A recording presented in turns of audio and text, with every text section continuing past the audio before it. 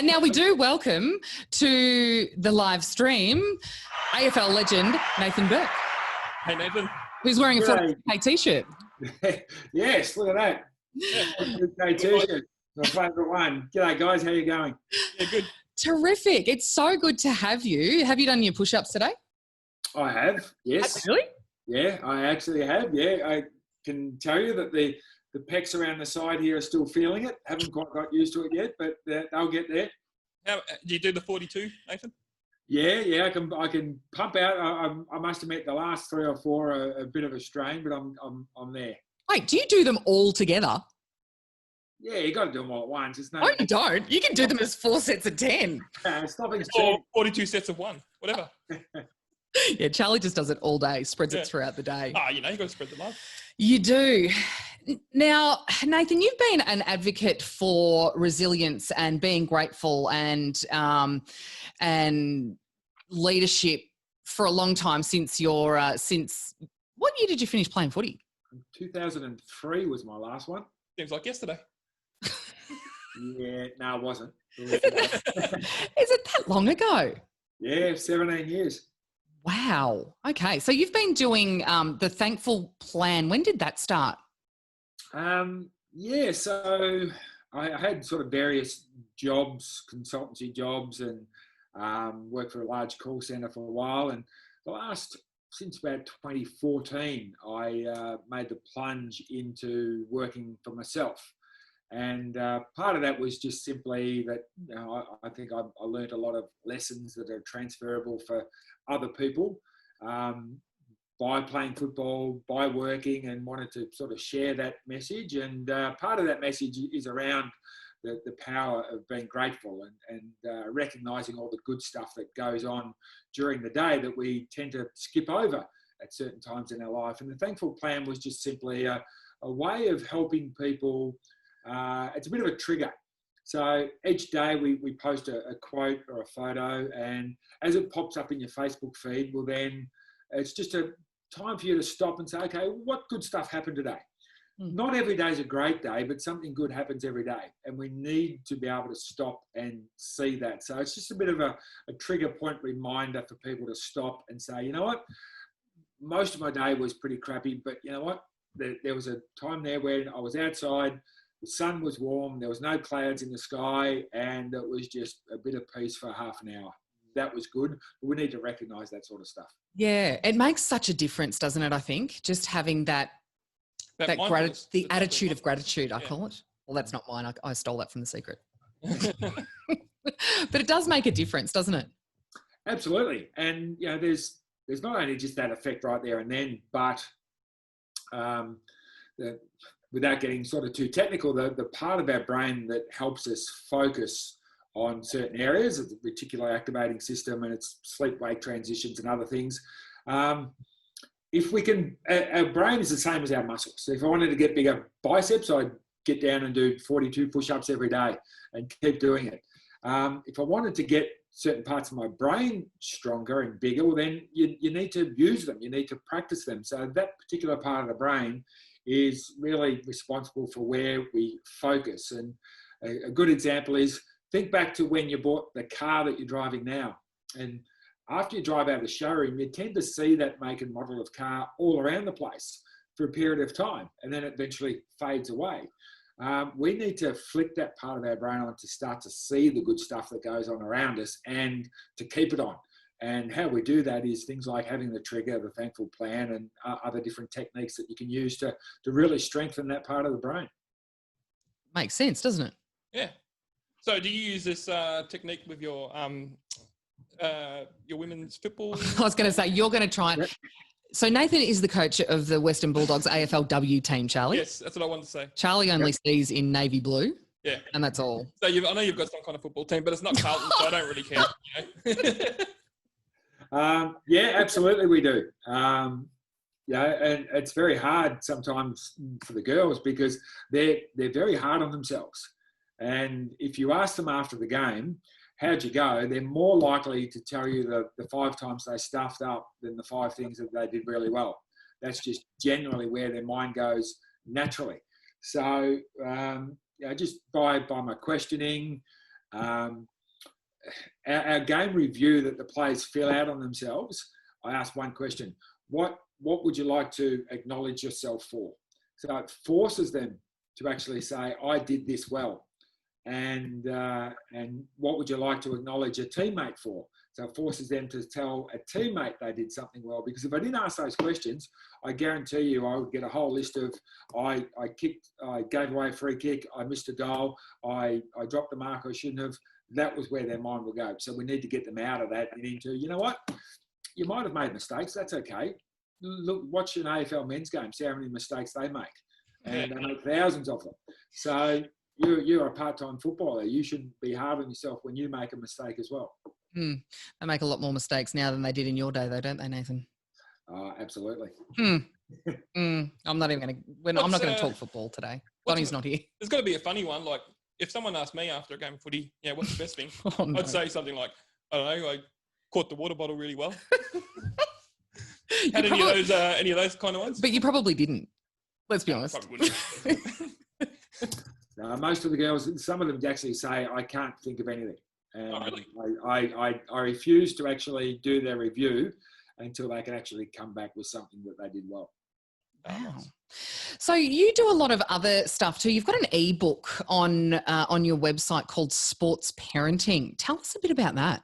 Yeah, that's basically just came out from an interest, really. I've got 3 daughters, 21, 20 and nearly 18 now. So they're sort of through that young sports age. But being a sports parent, you obviously want the right thing for your child. And you hear so many horror stories of parents sort of overstepping the line or not being involved enough, being too involved. And there's so many horror stories out there. But to find information on exactly what is the right level of involvement, it was really hard to find. And so I thought, well, stuff it, I'll try and write my own. Basically, it's just looking at, I believe every parent wants to do the right thing by their kid. They don't want to sabotage their kid, but coaches don't tell us. The coaches, a lot of them fall back on the easy answer, which is, you know what, just go away, give me a kid and come back at the end of training in the game and pick them up. Whereas to me, it's wasting so many opportunities to actually be a parent. Because as we know, sport growing up, you've got to learn how to win and how to lose and how to get in the team and not be selected in the team and be coachable and have good teamwork skills and follow rules. All those life skills that sport teaches us. As a parent, I'm not going to say, you know what, as much as I like you, coach, I'm not going to leave all of that up to you. I want to be involved. And good coaches will have the parents involved. So we're just looking at what does that actually look like in terms of being a good level of involvement, not over-involved, not under-involved in your kid's sport. Excellent. That should go into every junior footy, netball club, cricket club, tennis club newsletter when they sign up, I reckon. Don't you think? Yeah. But, what? I was going to say, I could see you being one of those parents. Stop it. My kids are already the best at everything they try, exactly. So I don't know what you're talking about. I want to touch on. Can we do some drawing? Yeah, but I'm getting to that. This is called a segue, Charlie. But I do want to talk to you, Nathan, about the CTE diagnosis of Spud Frawley and the importance of wearing a helmet. But we've got heaps of prizes here, as you can see on our studio desk. It's not quite a studio yet, but we're getting there. We've got a few more prizes to give away, so bear with us. You're not in a hurry, are you? No, all good. Great, All excellent. Right. What we're going to do, we'll do a hat. 42K hat. Sure. All right, so number 3. Oh, wait. Judy, well done. Judy Norton's won a hat. Charlie looks so chuffed with himself. Yeah. This is just a lovely shout out. Hey, could you get Nathan to give the shout out? All right. I don't know how that's going to work, but yeah, I don't know how it's going to work. But I'll tell you the name, Nathan, and you can shout out. Number 30 is Eliza Gorman. Eliza Gorman, well done. What has Eliza won? No, she's just going to shout out. Nothing. She's got a shout out from you that I'm sure she'll love. Geez, talk about a booby prize. Poor old Eliza, that's all you get. Hello, Eliza. I hope you're having a lovely night. And I'm pretty sure there are sorry about Hawthorn this, supporters guys. out there in St Kilda, so yeah, she'll love it even more. All right. Well, where we go next? We'll go Auntie Barb scarf because that's awesome. Yes, And let's. hopefully, Ooh, is a This big one. Yeah, this Yeah. is beautiful. I love this. so Auntie Barb Nathan is one of our local Indigenous artists, Great. and she does scarves and lovely.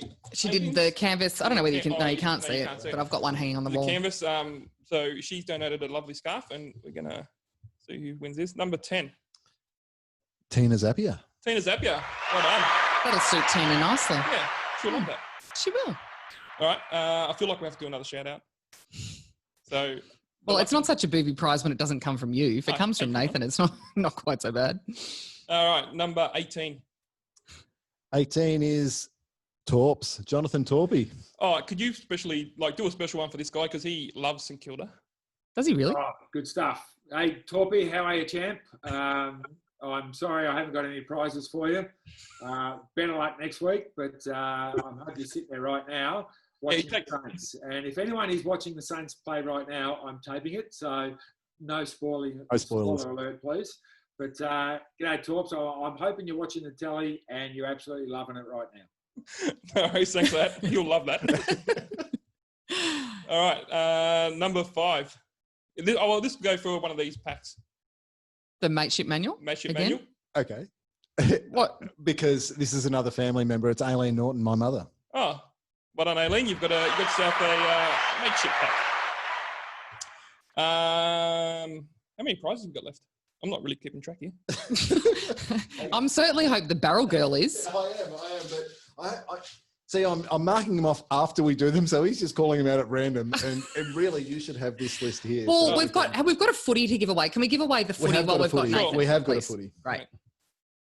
All right. Oh, no, my thing's just stuck up again. Anyway, Oh, my God. here we go for an Are You OK footy. Number 42. Laura Massasso. Ooh, Laura Massasso, well done. You've won yourself a footy. Awesome.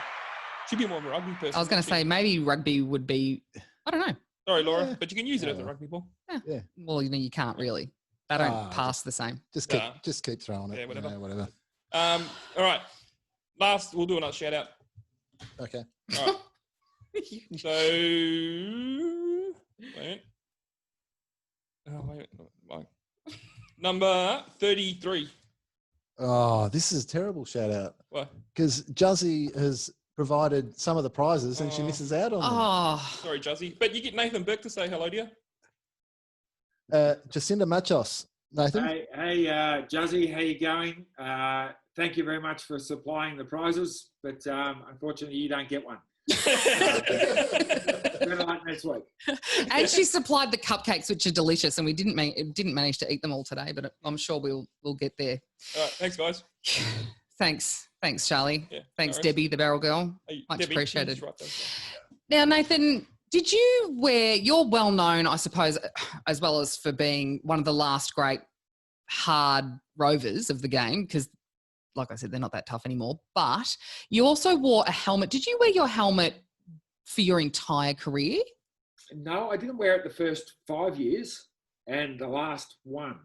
Well, the last two, I didn't really play much in the second last one. I only played 3 games and did my knee, and the one before that, I only played a few and did my knee. So it was really there's 3, 8, so about 9 years of it. I wore it, and it was a case of. They diagnosed it as a form of migraine at the time, but now we know it was really concussion, where I'd get a knock and I'd get blurred vision and nausea and headaches and all that. So the blurred vision during the game, the headaches and nausea after the game. And I was getting it too often. And the coach virtually said, well, we can't afford to play you if you're going to come off all the time, because we only had 2 on the bench those days. And so you have to try something. So the obvious answer was the helmet. It wasn't something that I chose to wear, but if it was a case of looking silly and playing footy or not playing footy, there was no choice in the end. And I found that I was getting the issue far less wearing it. So anecdotally, it worked for me and my particular form of concussion, and that's why I kept wearing it. Are you concerned now, the whole new thing now about CTE? Well, yeah. Look, it is concerning. So CTE it's brought on by continual knocks, playing football and concussions, and it can lead to, early onset dementia and Alzheimer's and depression and anxiety and a lot of nasty things that you don't want to get. Look, am I concerned? Look, at the moment, I'm good. I get my wife to check on me every now and again, which is fine. Does it mean that I'm not concerned about the future? Yeah, I did have lots of hits in the head, but at the moment I'm okay. But I know there are a lot of other footballers around my age that aren't okay at the moment, and that's the real worrying aspect of the whole condition. Yeah, it is. It is a real concern, I think, because it's one of those things that we know now that Polly Farmer had CTE, but you can't, as well as Spuddy's recent diagnosis. It's one of those things that unfortunately can't be diagnosed until it's a post-mortem diagnosis? Yeah. And that's the really tricky part at the moment. And as we saw in the States, that there's a $1.4 billion settlement of what happened in the States with the NFL players, and unintended consequences, because you can only diagnose CTE as post-mortem, as you said. Some players who thought that they were suffering and they had an illness, to preserve their brain, they were committing suicide in ways that would preserve the brain, and just so their family would be recompensed for what they went through and get access to some of that money. And so there's really unintended consequences about reimbursing, all that sort of stuff. So we need to learn all those lessons of what the States did wrong. And we're only at the very, very early stages of this whole process. It's going to become far more prevalent, but we need to make sure that we really learn the lessons of what they did wrong. Yeah, we've almost gifted with a bit of hindsight. Yeah. Now. Yeah, which is really fortunate in one way. But you said that that the helmet worked anecdotally for you. Yeah. And I was talking to Nordo before, who's the resident health professional, apart from the AMBO that sits across from me. But I was talking to Nordo about there's no real hard evidence that helmets will prevent it, but surely, especially for juniors, and having two young boys myself, surely, even if we think that it might, surely that's better than not. Yeah, look, there's theories out there that say if young players put a helmet on, they're more likely to stick their head where they shouldn't. I can tell you that I was more scared about getting my teeth knocked out and my nose broken again than actually getting a knock in the head. So just wearing something that covers the back of my head doesn't protect my teeth or my nose. So this theory that you're going to suddenly think you're a Superman and invincible and stick your head in holes doesn't really work for me. If you get a serious knock in the head and the brain rattles, obviously you're going to get repercussions of that. You're more than likely going to get concussion. No helmet will actually prevent that. But as we know now, concussion takes a variety of forms, from delayed concussion to completely knocked out to, 5 minutes later, I get a bit of blurred vision. And when I stop, I get a headache. It takes lots and lots of different forms of concussion. So that means that we need lots and lots of different forms of prevention. And if we can lessen the force going into the head, then that, by physics, has to lessen the force of the brain rattling around inside of the head. So I'm no expert, but anecdotally I can say it works. And as I've said to quite a few doctors who have challenged me, I've said, okay, I'm going to punch you in the head right now. You've got a choice. You can put some padding between my fist and your head, or you can let me punch you in the head. What do you choose? And most of them, if they're smart, they'll choose a bit of padding. And if not, they deserve the punch in the head. Absolutely. That's a very, very good point, I guess. It's it kind of makes sense. And like I said, why would you just, if it's a choice between looking a bit silly or not looking as pretty as you do when you've done your hair to go out onto the footy field and being able to play. Did you just say Nordo? No. Oh, yours? Yeah, okay. And being able to play footy and having a little bit of, just a little bit of comfort in knowing that you're a little bit protected. Surely that's the better way to go, I would think. Yeah, it's for me, in the end, it just became part of my football gear. You put your mouth guard in, your helmet on, and away you go. You go and play football. So when the ball's coming, you don't think about it. You just go and get the footy and try and do that as best as you possibly can. Yeah. We've got a question here from Peter Carnegie, who's been the biggest contributor this evening. Carnegie. I'm changing his name to Carnegie. Where are you in this from? YouTube. Yep. G'day, Cobber. I'm a Queensland-born rugby follower. When we play, we see the tackle coming up, league or union. AFL has a massive injury rate because people can come from the side. Thoughts? Or behind. What?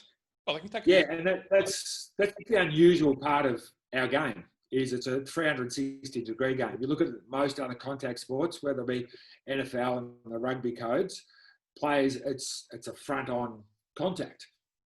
It's just a nuance of our game that it's a 360 game. So you can be tackled from any direction. They're making rules around the sling tackles, the type of tackles that I think are great rules that really protect the head. We've got the dangerous tackle ruling now that we never used to have. So as best as possible, we're trying to counter that.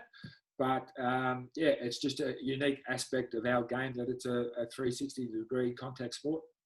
And it's not going to change anytime soon, although it is getting more like netball. Can you tell I'm a little bitter with footy at the moment? you know what it is? Because I feel like, how the last couple of games, they've all been over top of each other. Like there's football every night almost. Mm-hmm. I reckon look forward to the weekend because, actually, and getting back to the Are You OK Day, they were talking about in these COVID times to keep in a routine. And the routine of, you work during the week and then on the weekends you watch your football. It's kind of been thrown out the window because now we're all at home all the time. And then we're watching football every night and there's no routine. Yeah, but we had half the season cut off, so they've got to fit all those games in somewhere. Yeah, I know, but we're just talking about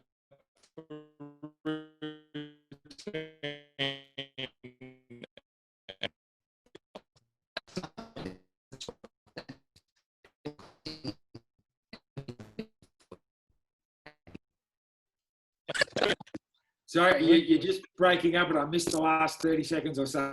Hopefully, that was a gold too. Just missed it. Oh no, it wasn't. Have you got any more questions for Nathan? What did I write down? No, I asked about the thankful and one-on-one. If you go to, here's the website, and I'll put this on our website later on. It's nathanburkeconsulting.com. There's you can download that sports parenting ebook, which is only $5. There's links to the Thankful Plan. There's one-on-one football coaching. There's all sorts of services in there. You do a lot of keynote speaking in schools. I'm just missing the last little bit. Sounds like a little bit underwater, but look, I do a variety of different things. Today's been busy. I've had 3 Are You OK Day talks about resilience and mindset. So it's been my throat is a bit sore, but it's a bit busy. But it's enough to keep me busy, which is great. So we've been asking other guests. It is Are You OK Day, and are you okay? How are you going? I'm very, very good, thank you. Whilst we're restricted in a lot of things we can do down here, and I can either concentrate on that or I can concentrate on, as I said, I've got they're not teenagers anymore, 21, 20 and nearly 18. There's going to come a time when they won't want to be around their old man anymore. They won't want to be in the house. At the moment, they're trapped. They can't get out. So the fact that all 5 of us are here together, I'm going to enjoy that while I can. So whilst there's a lot of things we can't do, there's some things that we can do that we probably can't do down the track. So I need to enjoy those while I can. That's probably good advice, I think. Don't you think? Yeah. We're going to leave it there. That computer's going flat. So we're going to take a break after we say bye to Nathan and all maintenance. Oh, no. and we'll be back. It's fine. It's just like a commercial break. All right. Thanks for your time, Nathan. Nathan, thanks for your time. Are we going to hear from you on the 42K? Oh, we must thank you for that video that you did for the 42K page too, which is phenomenal. Not a problem. I need to do a check-in, so I'll do another one of those and I'll shoot it to you. Legend. Nathan, thank you for giving us some time tonight. We really appreciate it. No worries, guys. See you later. Bye. Bye. Thanks. And we're going to take a quick break. Don't go anywhere. And you can say... Make yourself a cup.